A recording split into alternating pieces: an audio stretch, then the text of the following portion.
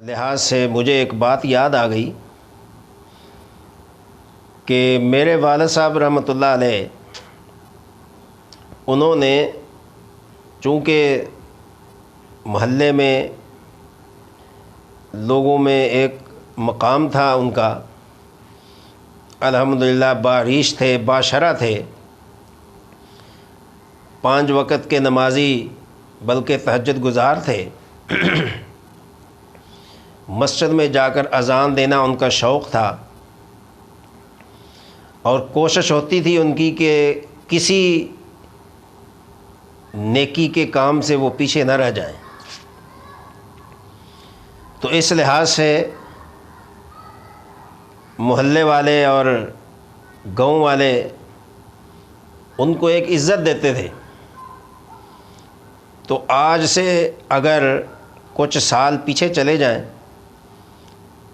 تو کسی جانور کو ذبح کرنا جو ہے نا وہ بہت مشکل ہوتا تھا۔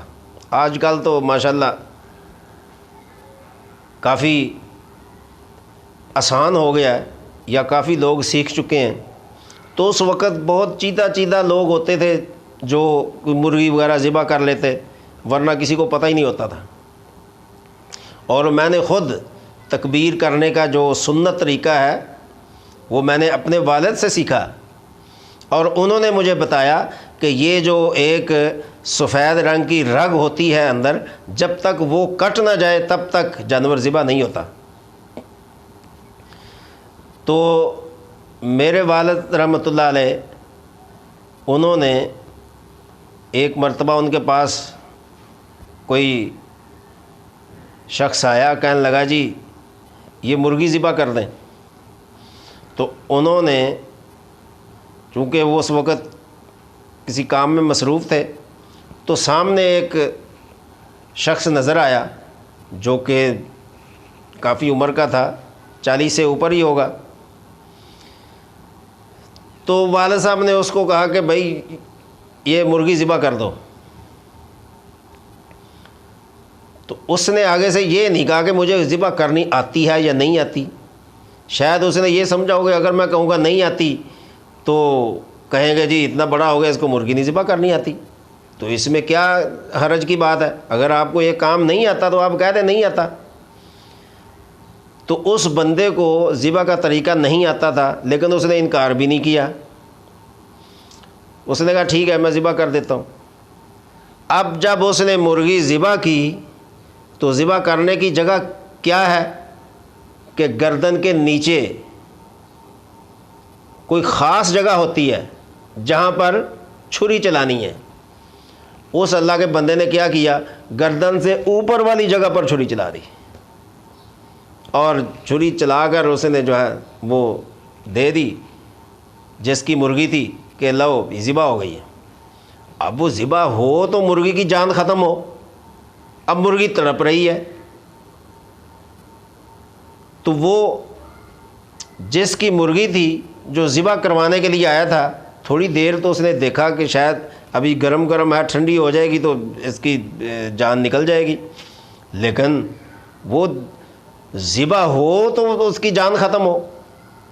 وہ دوبارہ والد صاحب رحمۃ اللہ علیہ کے پاس آیا، کہنے لگا جی یہ تو جس کی جان ہی نہیں ختم ہو رہی۔ تو پھر والد صاحب نے اٹھ کر دیکھا کہ بھئی دیکھتی ہیں کہ ذبح بھی ٹھیک طرح ہوئی یا نہیں۔ تو جب دیکھا تو بجائے گردن کے نیچے چھری چلانے کے اس نے گردن کے اوپر چھری چلائی ہوئی تھی۔ یہ تو ہمارے عوام کا حال ہے کہ اگر آپ کو ذبح کا طریقہ نہیں آتا، اور بہت سارے واقعات یہ ہماری بقرعید پر ہوتے ہیں کہ ان کو ذبح کا طریقہ نہیں آتا لیکن ذبح کرنے کا شوق ہے۔ بھئی اگر آپ کو ذبح کا شوق ہے تو اس کا طریقہ سیکھیں، سنت طریقہ کیا ہے، تاکہ جانور کو بھی تکلیف نہ ہو اور آپ کو ذبح کرنے کا اجر بھی ملے۔ لیکن ہمارے لوگ جو ہے نا وہ سیکھنے کی طرف نہیں آتے۔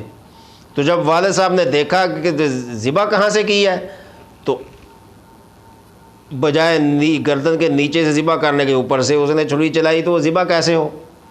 تو آپ نے پھر اس کو اچھے طریقے سے ذبح کیا، اور تب جا کر مرغی کی جان چھوٹی. تو اللہ کے بندو یہ طریقہ ہے کہ ذبح کرنے کا جو صحیح طریقہ ہے اس کے مطابق ہی جانور کو ذبح کرنا چاہیے.